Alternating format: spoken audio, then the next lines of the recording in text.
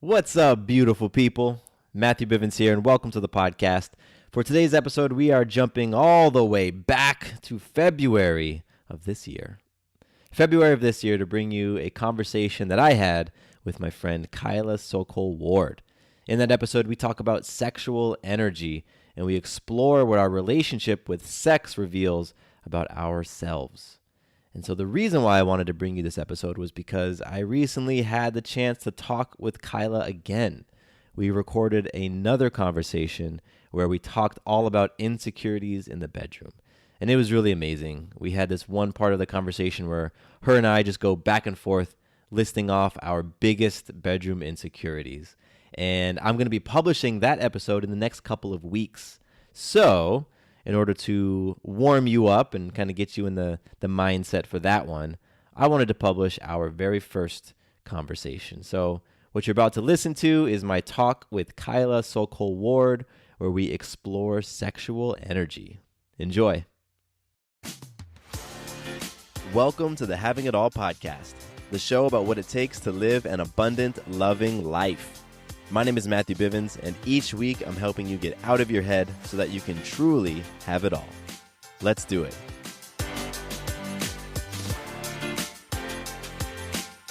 Happy Saturday, everyone, and welcome to another episode of the podcast. Today I've got a bonus episode for you, and I'm very excited to share it because, it's a topic that I haven't really gone into much in the show, and that's sexual energy. So I guess it goes without saying that this is an episode you may not want to listen to with some young ears around. However, it is empowering. I will say that. It's a healthy conversation around sex and sexual energy. And, quite frankly, I don't think there's enough of these types of conversations out there. So I'll let you be the judge whether or not you want your young ones to listen. Before I get into that, however, I do want to just share some gratitude and appreciation for you listening, whether this is your first time listening or, your 10th or 20th or whatever. I really am grateful for you, truly, truly am. And this whole show is, I make it for you. It's all about you. And I really love when you all reach out to me and you connect. And I want to shout out one recent listener. Her name is Jeannie. And Jeannie, thank you so much for your email. I appreciate it so much. And I love that you followed up to make sure that I had received the email because it had taken me a little while to get back to you. I love that you were holding me accountable. So thank you so much, Jeannie. And you rock. If you all listening right now would like to reach out to me and connect, currently the best way to do that is through the survey that I'm conducting. It's over at matthewbivens.com/survey. And on the survey, it takes 3 minutes, just 3 minutes. You can leave me feedback. You can let me know what you like about the show, what you don't like, and you can share with me some topic ideas. And I really would love to hear what you all want me to talk about. So again, that's over at matthewbivens.com/survey. And you can always reach me directly, mattcbivens@gmail.com. But right now, if you just have a minute, I just would appreciate filling out that survey. So, okay, let's get into today's conversation because it's a great one. I had a chance to sit down with a friend of mine. Her name is Kyla Sokol-Ward, and she's a women's empowerment coach who helps women be bold and fearless and powerful and awesome and just step into their lives, with their full selves. And it's a beautiful, beautiful thing that she does for people. I really love the type of work that she does.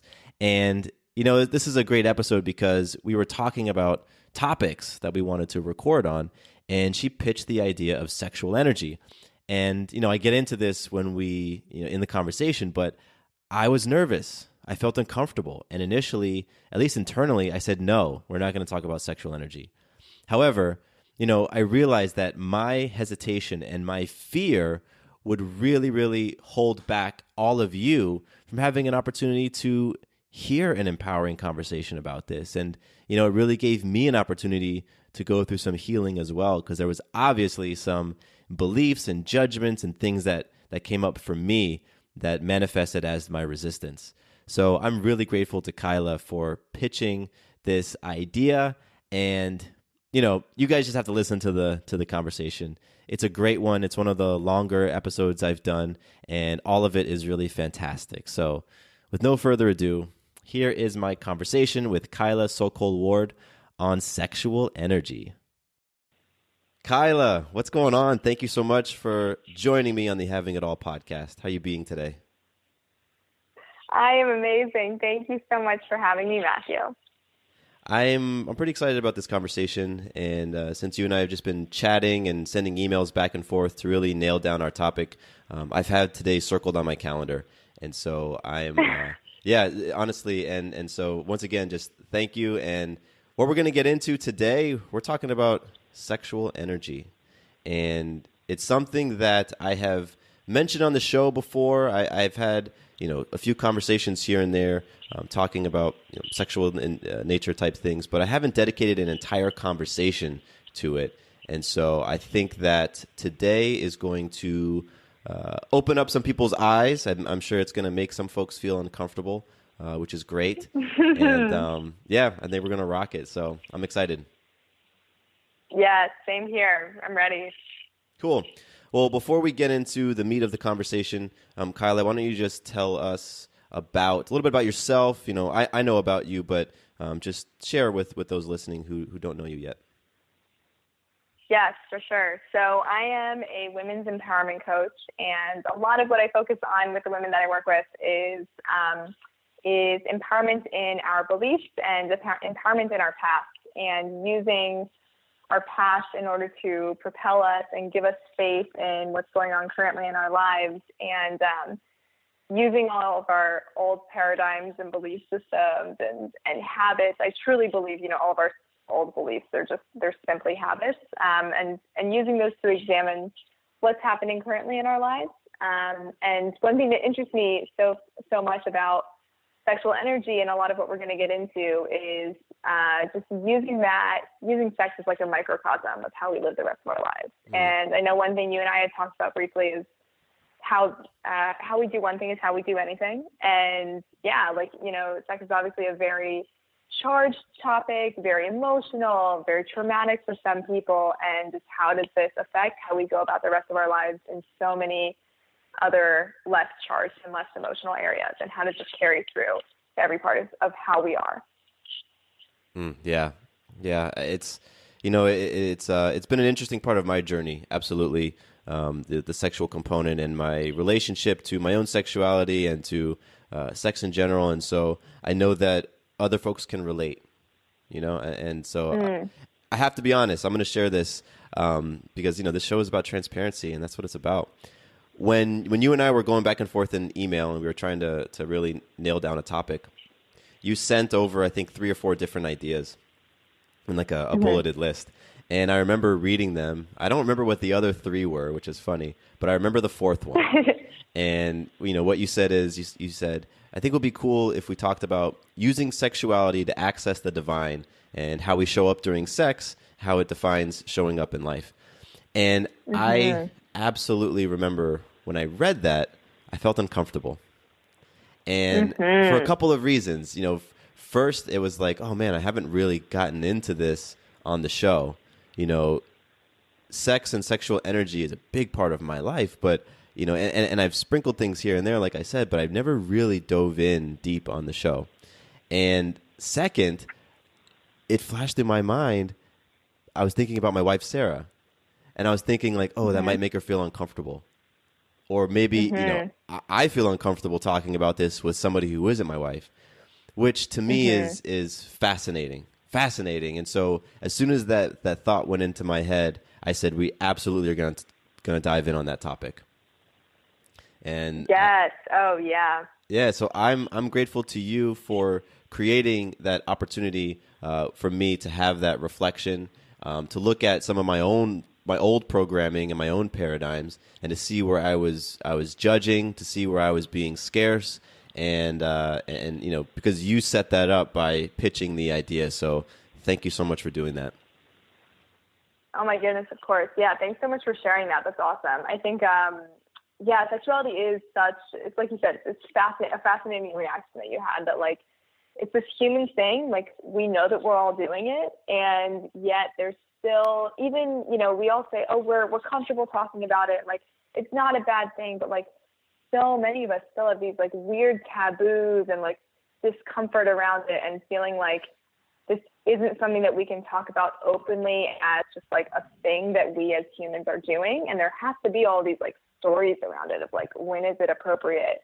When, like, with whom is it appropriate to talk about this? And so much of it is just stripping away the stories and just letting it be a thing that we're free to feel empowered by. Absolutely. Absolutely. And, I think that sex is so commonly used to do things like sell products, right? Mm-hmm. Or to control and exploit people. And we're so used to that. We're comfortable with that. Yeah. And so when we want to get into a conversation that is empowering and healthy, that is, talking about sex in a way that uplifts, we're not used to that. Mm. And so I've experienced personally a lot of pushback. And, with my wife, Sarah, we have baby Maya, and my wife breastfeeds. And so there are people who have been uncomfortable with my wife breastfeeding in public, and we can tell by the looks. Mm-hmm. You can tell by the looks and some of the whispers. However, we might be sitting, next to a Victoria's Secret poster with women who are in their underwear with, their breasts pushed up. And it's just, it fascinates me. It's like, really, and it's easy for me, I think, to get a little bit, just a little bit fiery about it, because it's so contradictory. But I love that we're getting into this stuff, because if, you're feeling uncomfortable around the topic of sexuality, if you're feeling uncomfortable talking about sexual energy, it's simply an opportunity. You have a chance to examine your relationship, understand why and where the discomfort comes from, and shift it, and to turn it to something that's healing and empowering. So why don't we set a little bit of context before we jump into, I think the deeper topic of sexuality and divinity. But let's just talk about sexual energy. So can you sort of set the table a little bit and just talk a little bit about sexual energy from your point of view? Yeah, absolutely. So the reason that I even sort of started having this on my radar in my own work and in my personal life is because I'm a pretty avid meditator. I meditate every day. And I noticed in the last, 3-4 months or so, that while I was meditating, I was feeling really turned on, like sexually turned on. And I started to get really curious about this. Like, where is this coming from? And I thought maybe I'm just like turned on. I'm just craving sex. I don't know. And I thought, no, like, this is happening only when I'm meditating. And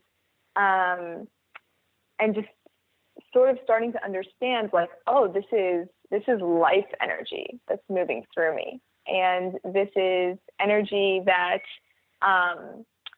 is coming to me when I'm allowing all of my barriers and all of my layers and all of, all my stories to be pulled away, and I'm just there and being fully present, and like fully present. And like, it's sort of the feeling you get like when you're traveling, for example, you're fully present. Like, you're not really thinking about your job and all the other stuff that's going on at home. Like, you're just there and you're in it for the experience. Yeah.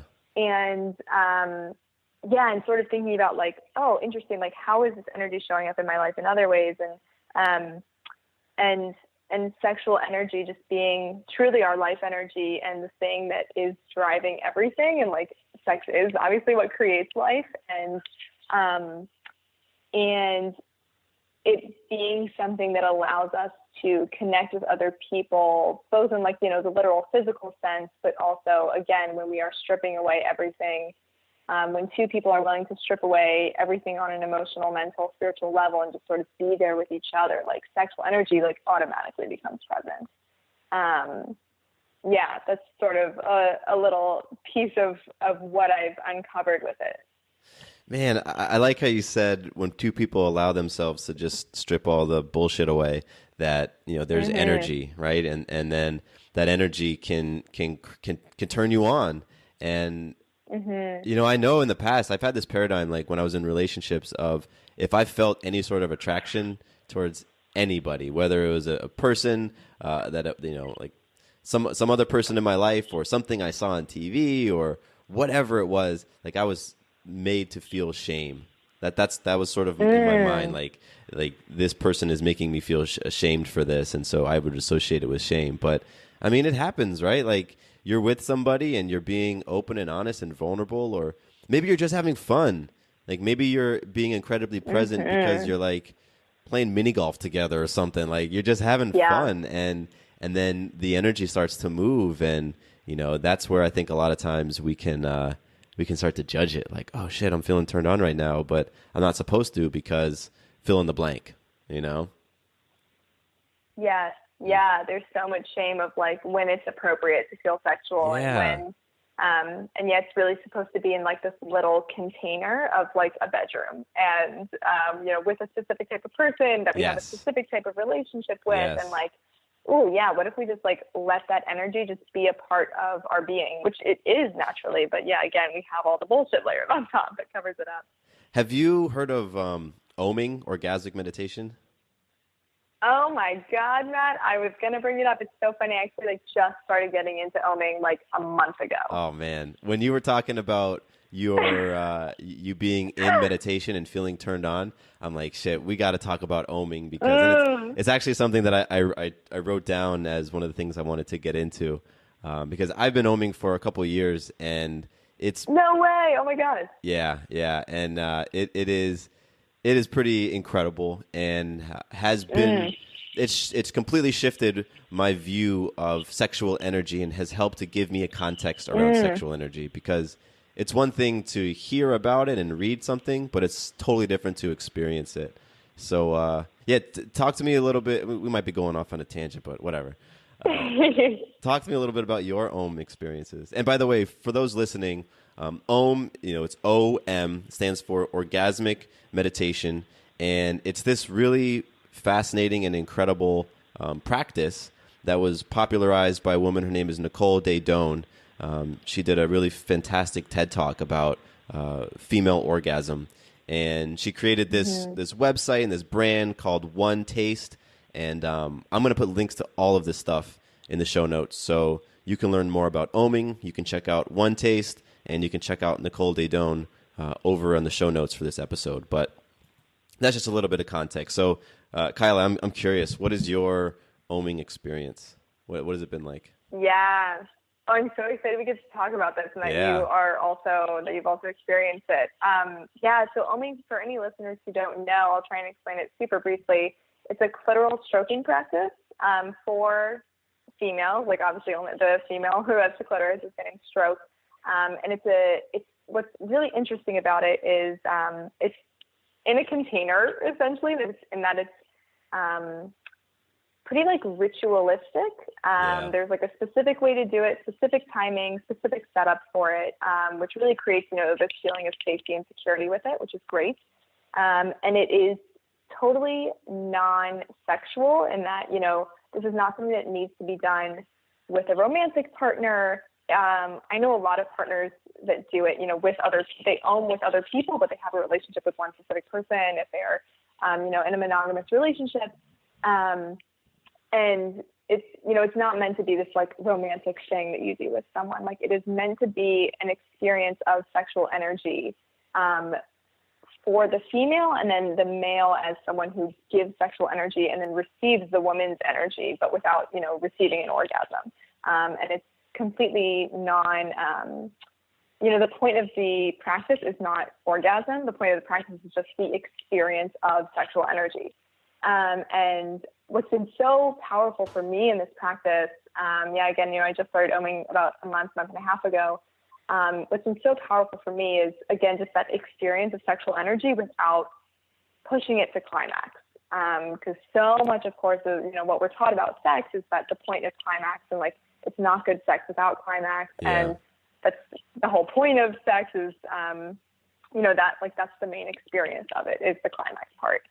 And and how can we harness this sexual energy and allow it to flow through us and to sit in it and not to say, okay, no, like I want the candy, I want the drugs, like I just want the big final ending, and to really sit in that pleasure and to feel what that's like to just be receiving, which so many of us are not used to doing. And one thing that I really love about oming is that it's not about performance, and the woman is really encouraged to, make whatever noises she's going to make and move or not move in whatever way she's going to. And so much of sex, what we're taught about sex, is about a performance and not about presence. And oming is really about just being fully present, really in the experience and in the energy with your partner and feeling off of them. It's beautiful. It's been really intense so far. It's amazing. Yeah. Tell me, I'm going to share a little bit about my oming experience, because I've had some pretty interesting, I've been witness and experienced some pretty interesting things, but I want to know, what has come up for you during the om, like during the strokes, during that 15-minute window? What sort of feelings have come up, emotions have come up, images, energy? Talk to me about what goes on within you, within your mind during that 15-minute oming session.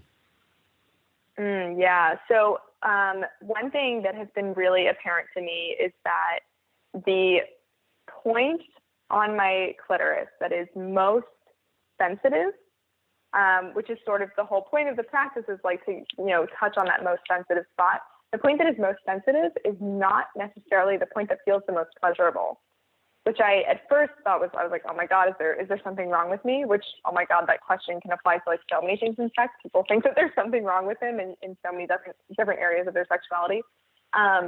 And I asked a woman who works for One Taste in San Francisco, and she said, oh my God, no, that's like totally the case for most women, is that whatever is most sensitive actually is probably very painful. It's a very painful point on the clitoris. And so in an oming session, I decided, like, okay, am I going to explore this painful point and, sit in that pain and be with that? And I did it at one om session, and it brought up a lot of, a lot of emotional pain and a lot of, I'm lucky in that I haven't experienced, any sexual trauma, thank God.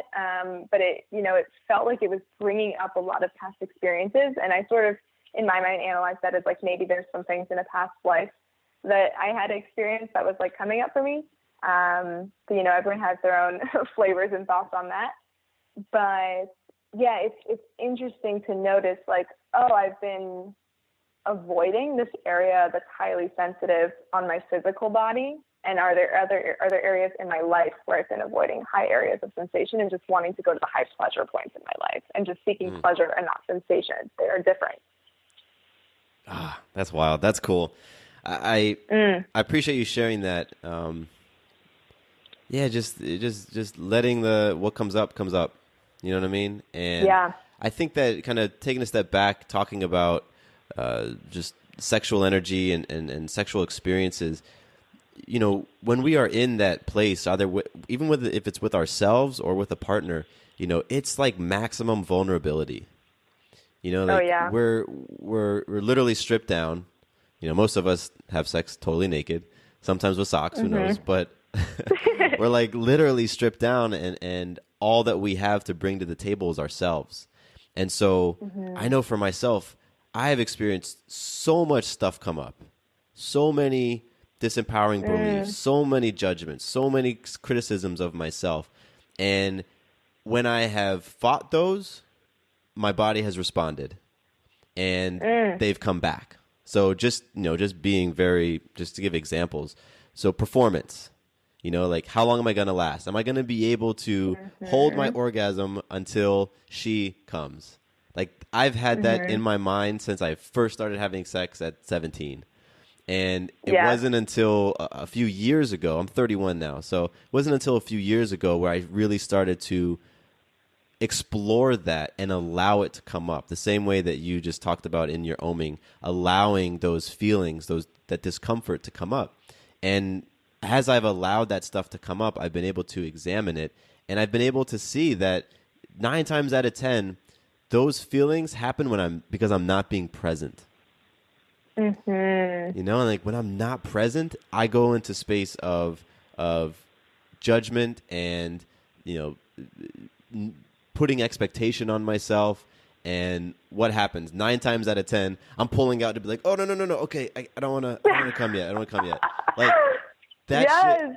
And I've done that for years, and I've had all sorts of weird little practices to help me last longer, to whatever it was, you know? And man, it wasn't until I just allowed the stuff to come up and I faced it and I looked at it and I explored it and I started to get understanding of it. And for me, it hasn't meant that it's gone away. I'm still feeling those things. Like I'm still having thoughts, performance anxiety type things come up. And it's been years since I've started to explore that. And, you know, and that's okay. I think that's just part of it.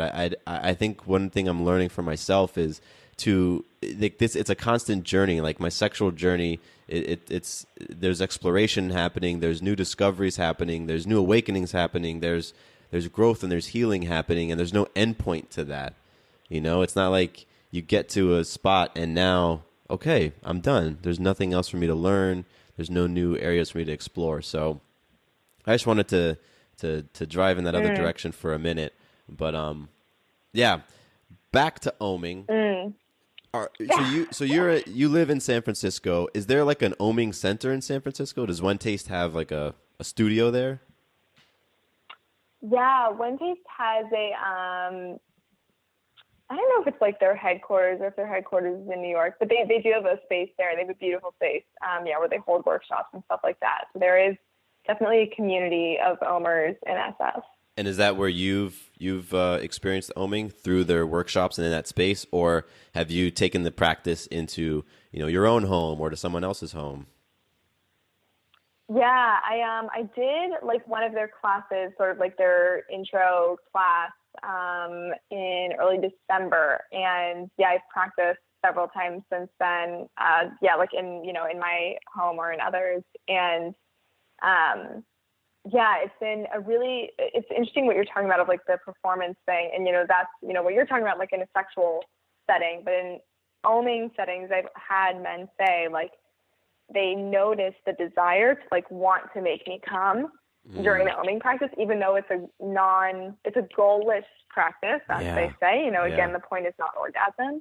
The point is not climax, rather. And so it's interesting that like, even though they know on a logical level, like it's supposed to be goalless, like they still have this desire that like they want to perform and they want to make sure they have this end result. And yeah, so it's just interesting. Like we come into everything with like, oh, this is the way that I'm supposed to perform in this setting, and it removes us from the actual experience of it. Totally. And I have had this paradigm for a long ass time, and it's that it is my job as the man to make my partner come. I've had that, and it's like been ingrained in my mind, and now I'm going back and I'm chiseling that shit out of there because I'm learning and understanding that it's not my job to make anyone come, because reaching that climax is all about you connecting with that source energy, that life energy. And it's I can help that, but I'm not the cause of that. I'm not the one who actually makes that connection. I can be a part of that experience. And so I totally get it. I totally get what those guys are talking about. And I experienced that when I've owned. Like if I'm feeling my partner start to like heat up, and maybe her breathing becomes a little bit quicker, like I go into that mindset of, okay, my finger needs to go faster, and it's, but that's not the point of oming. And that's what I dig about it. And for me, like you talked about your experience with oming. For me, it's been all about connecting, that connection. The connection with myself and the connection with the person I'm oming with. And I've omed with a number of people, not just my wife, Sarah. I've omed with, a half dozen other different partners, different women that I know. And, learning how to connect has been the goal for me. Like learning how to connect with someone, learning how to connect with myself, not climax. And so that right there is like a paradigm shift, because I can take that, that new paradigm of connecting with myself, with other people, and I can then use that when I'm making love, so that it's not about climax. It's not me trying to make her come. It's about connection. And then when I've done that, and when I've practiced that in sex, the experiences have been just unbelievable. And I'm not in my mind about performing. There isn't that goal of I need to last longer than she does, because if I don't, then I'm not manly, or whatever the hell it is. It's let me simply connect with this other person. And so what would have been a 15-minute session goes to an hour and a half. And it's mind blowing. And I don't know, it's one of those things that like I wouldn't have believed this shit if I didn't experience it.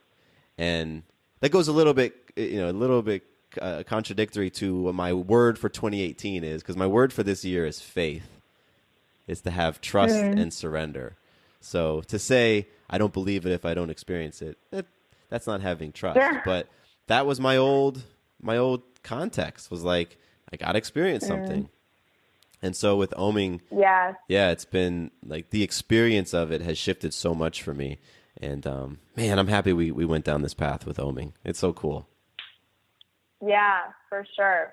And I think a lot of, the performance piece resonates with me as well in oming. Like, I noticed myself wanting to come in order to satisfy the man. Oh, and yeah. It's just like it's fascinating of like, oh, like I need to make him feel good about himself in a sexual context. And I want him to feel like he did good and he achieved something and blah, blah, blah. And yeah, just really interesting, like observing that and letting that interesting observation be there and letting it go, and knowing like, again, I'm here to be in the experience. I'm not here to make anyone feel good. Like, again, I can't do that for anyone, just like you said.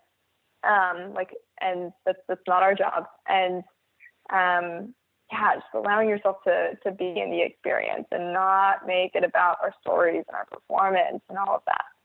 Yeah. And it's hard. And it's taken me many, many reps, many Om sessions, many incredibly intentional sex, sessions to work on that stuff, to go in with the intention of, okay, if this comes up, I'm going to explore it, as opposed to we're going in here to get our rocks off and peace. Because, and this was shared with me by my coach, that like so many people have a context of sex as it is for procreation, it is for duty, and it is for fun.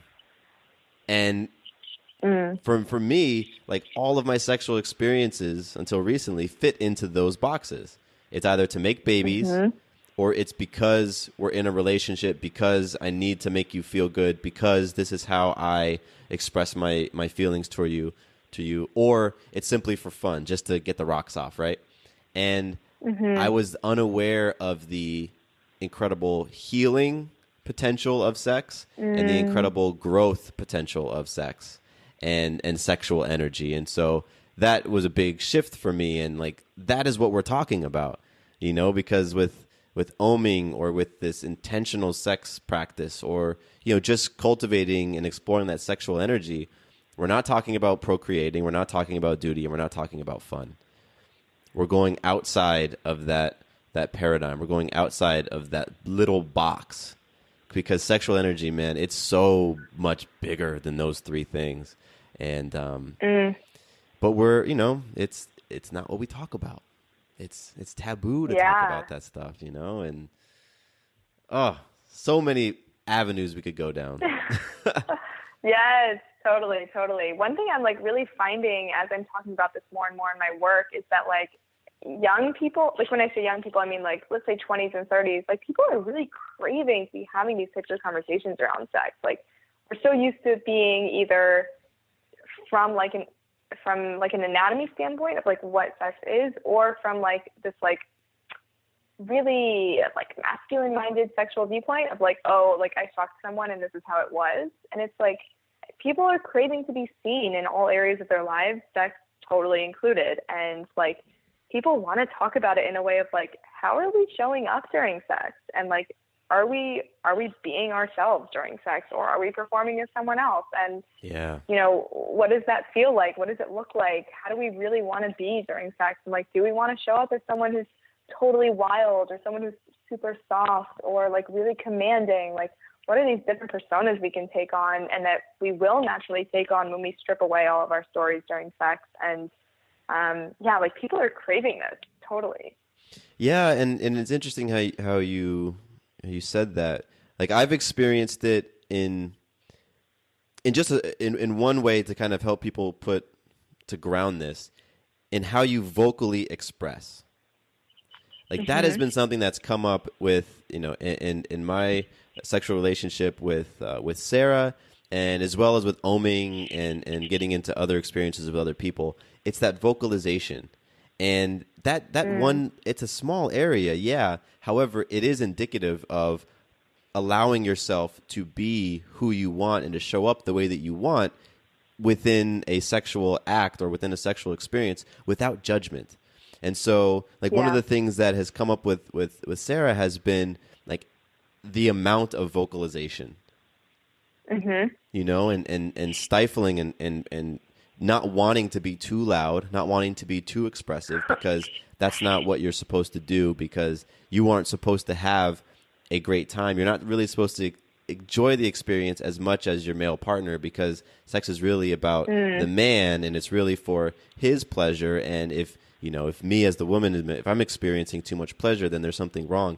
Like, those types of thoughts, were going on with Sarah, and then through expressing that and well, first of all, through her being courageous enough to kind of go inward and explore that stuff, and then to share it with me, we've now been able to work on it and to really, be intentional about sex. And that's where I think sex can be incredibly healing, because, those disempowering standpoints or beliefs or those judgments, about expression, about opening up, about, saying what you want and being willing to fully receive, those things can, like, the disempowering things within there can be healed through sex, because that's where you can practice it.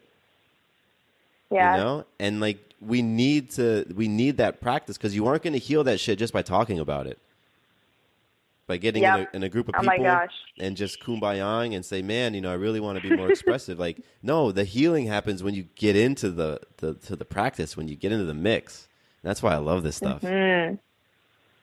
Yes, it's amazing. And sex is such a, like, it's like a real fast track with all of this. Like, there are a lot of ways to practice being more communicative, more expressive, more vocal, whatever it might be. But like we said, it's like sex, you are stripped down. It is just you and this other person, probably. Maybe there's more, whatever you're into. But yeah, and like, how can you be like, are you willing to show up and just like let yourself be free and be wild? And yeah, it can be so healing, because again, like, when you show up as fully present, it gives your partner the same permission to show up as fully present. And then when you're both in it together, it's like total magic can happen, total healing can happen.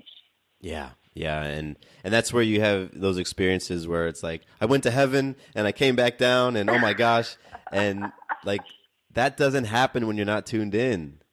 That only happens when you're tuned in and you're present, and like, yeah. So I really do believe there's such power in, like, there's such raw sexual energy within us that wants to be expressed. And I think it's so important to allow ourselves to express that, because it's energy, right? And you don't destroy energy. Energy can't be destroyed. It's going to go somewhere. So it's wanting to come out, and it's going to come out in some way. And so I think it's much more healing, and it's much more authentic and real for you to be able to just express what you want. And to say those things. But man, I know that it's so fucking hard sometimes.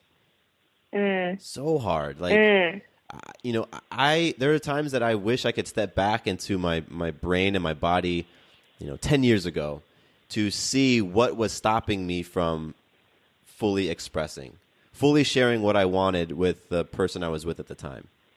And I know that I had such fears. I know that, for example, I did not feel monogamous in previous relationships. Yet monogamy was what I was quote unquote supposed to do.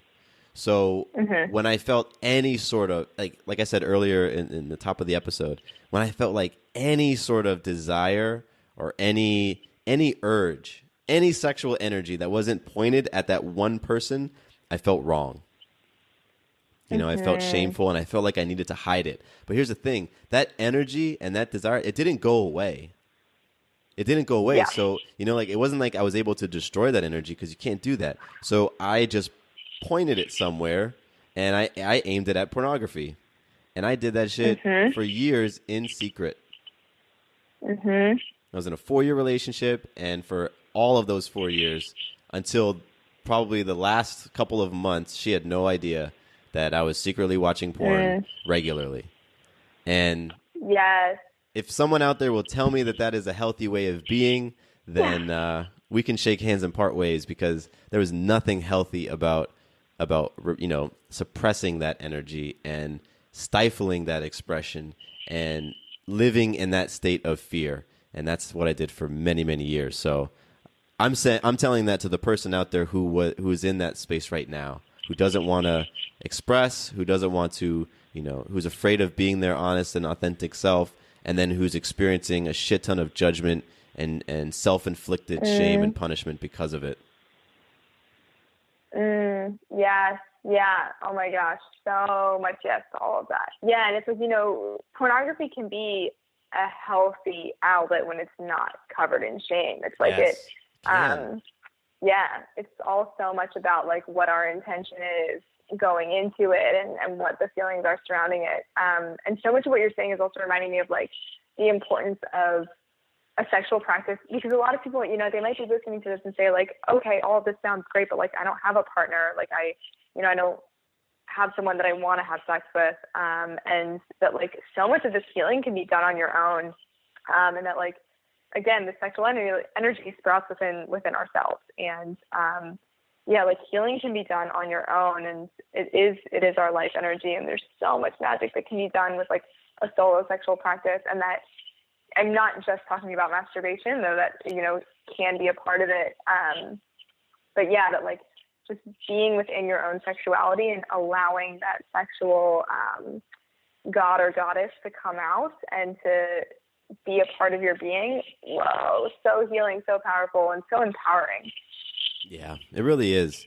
And empowering is a great way to put it, because I don't know, like as I have allowed myself to open up and to, express what I want and to receive and to give fully, like I felt like a sexual god, like trying to say that humbly, but like I have felt my word last year for 2017 was beast mode, and beast mode had so much to do with how I showed up sexually with whoever it was with myself, with other people. Like it just was about me being in that powerful space and harnessing that sexual energy in a powerful and very intentional way. And so, oh man, I'm like looking at the time. We've been flowing for a little while. See, this is what happens. We're flowing. Yeah, like when you get on something that's real and honest, that like we can just talk about forever. It's just the time just melts away. So yes, totally. I think a great way to wrap up is going back to what you just talked about, and maybe giving people some practical next steps for the person who has a partner that they want to explore some of this with, or a person who doesn't have a partner who wants to explore this with themselves. Let's each talk about some very tangible things that people can do to just either become more aware of their relationship towards sex and sexual energy, or to get into a new practice if they're in that place and they actually want to start practicing something new. What are some things that you can share with people that they can do next? So one thing that has been super present in my own life recently that I know will resonate with a lot of people is sort of focusing on like the different. I sort of see it as like two different sides of sexual energy. Like there's one that's sort of the that raw, commanding, driven, like sink your teeth into its thigh type of energy. And yeah, that's really sort of like dominating. So there's that, which a lot of women specifically don't allow themselves to explore because it feels like that's the man's job, is to be commanding. It's the man's job to hold control in sexual experiences. So there's like that side of it, and then there's also the side of surrender, of like sexual surrender, and like the softness and the lightness and the being taken care of sexually. And yeah, and I think both men and women can kind of struggle with that as well. Yeah, and so taking those two sides and allowing yourself to explore either one or both, if there are things that, you know, you're not comfortable, if you haven't been comfortable diving into fully. Yeah, those are two sort of sides of sex that I think can be really powerful to explore more fully.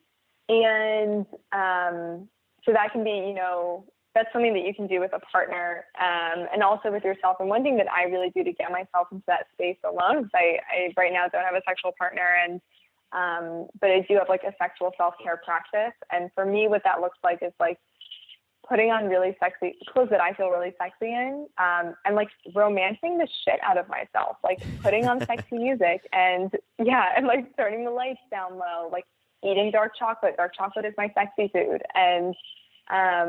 And like letting myself just dance and move and like put my hands through my hair and let it be this really beautiful, sexy experience. And to just, again, it's like being in that sexual energy, and yeah, just the experience of my sexuality without it being about sex itself or about climax. That's awesome. And that's something that, you know, men can do as well. Yeah. That's so cool. Now, so obviously when you're describing that, there was some visualizing going on in my mind.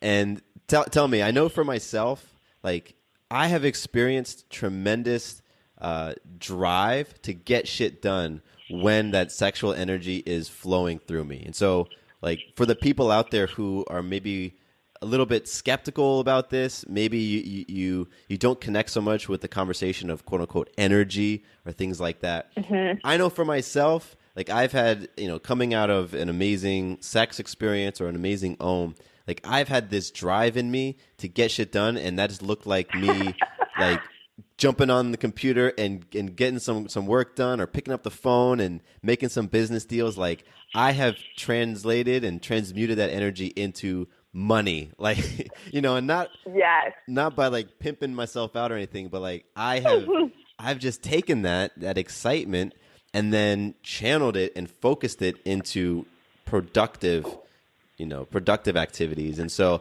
I think, like, have you experienced that is what I'm dancing around? Have you experienced that yourself, where you get this sexual energy and then it spills over into other areas of your life? Oh my God, totally. A good orgasm can like resurrect you if needed. Like seriously, like, yeah, completely. Like I find myself, I'm more creative. Like I have like bigger ideas, better ideas. I'll like get ideas in my business, like while I'm in this state of sexual flow. I feel more open with people, or I'll have the habit of like texting someone like some, you know, really beautiful thought or something while I'm in this state. Yeah, it totally goes through every part of life. I take like regular dance breaks while I'm working because it gets me into that state of flow. And yeah, again, it's like, even though those dance breaks might not feel sexual, like it's that same type of, I wanted to use the word energy, but it's that same type of feeling of just like being myself and being playful and being sexy.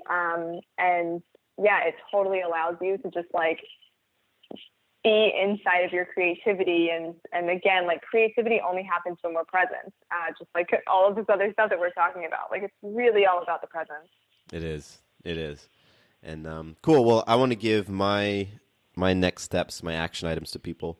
You know, for myself, I have had many disempowering thoughts around sex and around how I need to show up.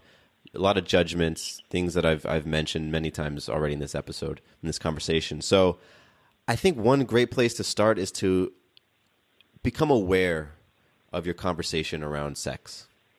Become more aware of your relationship to sex, to sexual energy, to sexual experiences, to all of that, because I think there's real power in that awareness. And one specific area that you can use to, like I have used to discover like where my mind is at, is right after orgasm. Right after orgasm, I realized I was feeling shame. I would feel shame. And the shame would be because I came too quickly, because she still had more left in her and I wasn't able to satisfy her, because I came when I was watching porn and that was wrong. Whatever it was, right? And so it was that moment after orgasm and those, those couple of seconds or minutes after orgasm where when I became aware of that, I was like, holy shit, there is some stuff going on in my head that is obviously fucking me up in the bedroom, but how I'm showing up here is how I'm showing up in the rest of my life. So I need to explore this stuff. And so what happened is I started to tap into what was coming up for me before I would engage. So as as those feelings were coming up, what was like as the drive, as the urge was coming up, the sexual urge, what were those thoughts that were going through my head, and starting to explore that for myself. So that's one tangible action item for people. That moment after orgasm, what's coming up for you? Is it healing? Is it empowering? Is it loving? Or is it scarce? Is it fearful? Is it judgmental? I think another thing for anybody who's just curious about oming, go check out, the website is onetaste.us. Onetaste, O-N-E, taste.us. And just check it out. If you're curious, like oming is interesting. And when I first was introduced to it, I'm like, what the hell is this? This is some weird shit. Right, yeah. But I was open. And so if you're curious about it, go check it out.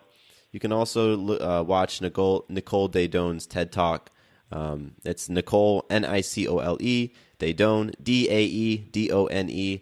And her TED Talk is titled Orgasm, the Cure for Hunger in the Western Woman. It's such a cool title. And go check those things out. Like, explore your curiosity. Explore your curiosity is my point number 2. Yeah. And my final third takeaway is work on expressing yourself and being okay and being comfortable expressing yourself authentically. And it could start by saying, oh, that's too hard, or too fast, or touch me here, or I like it when you do this. Work on that expression. Work on saying what it is that you would like to feel. Work on setting an intention, before you go into the bedroom next time. Say, I would like to experience this or that. Work on really being in that co-creative place with your sexual self, and I can guarantee there's going to be some cool magical things that'll come out of that. So those are my 3 big takeaways. Kyla, thank you so much, not only for sparking this by, sending out the email and helping to create this topic, but by being open and vulnerable and sharing, like, just truthfully and honestly. Thank you for being willing to go there with me today. I really appreciate it. Oh my gosh, you're so welcome, Matt. And thank you for also your openness and your willingness, your vulnerability. And I think this is like a beautiful doorway, and hope it gives lots of other people permission to be having these conversations about sex. And again, in ways that aren't just about like the physical how-tos, and just like our experience of it as humans. And this doesn't need to be something that's only talked about between partners. So I hope it opens up a lot more of that as well. But yeah, this is part of our human experience, and how is it affecting the rest of our lives? Totally. And I know that this has impacted folks. I already know it. And so I'm excited to hear some of that feedback from listeners. And if you out there listening have anything you want to share on this topic, if you have thoughts, if you agreed or disagreed and you wanted to just tear into us, that's cool. Shoot me an email, mattcbivens@gmail.com. And Kyla, where can people go to connect with you, to learn more about what you do and find out more about what you offer? Yes. So people can find me on my website, which is kylasw.com. And the spelling for that I'm sure will be in your show notes as well. It's easy to misspell my name. And on there they can download a guide on self-care practices that no one is teaching you. I know there's a lot of stuff in the internet world about self-care. Hoping to give a different taste on it for people, things that we're not always hearing. And they can also find me on Instagram. I love Instagram, super active there. My handle is my full name, Kyla Sokol-Ward. Also easy to misspell, so that'll be in your show notes as well, I'm sure. And those are the two places where I'm most active, where I like to play the most, and always happy to hear from people. Again, if you agree, disagree. One of my 2018 goals is to be more polarizing and to have more people disagreeing with me. So if you hated this, please let me know. That's awesome. And I will definitely have links to everything, all of your stuff, your website, social media handles, all of that will be in the show notes. And Kyla, you rock. Thank you so much. Thank you so much, Matt. Quick note about the Having It All podcast. I am not a doctor nor a licensed therapist. I'm a guy with a story and a passion for conscious conversation. My thoughts, opinions, and beliefs are my own. So please consult with your doctor or healthcare provider regarding any questions or issues you have related to your personal, physical, or mental health.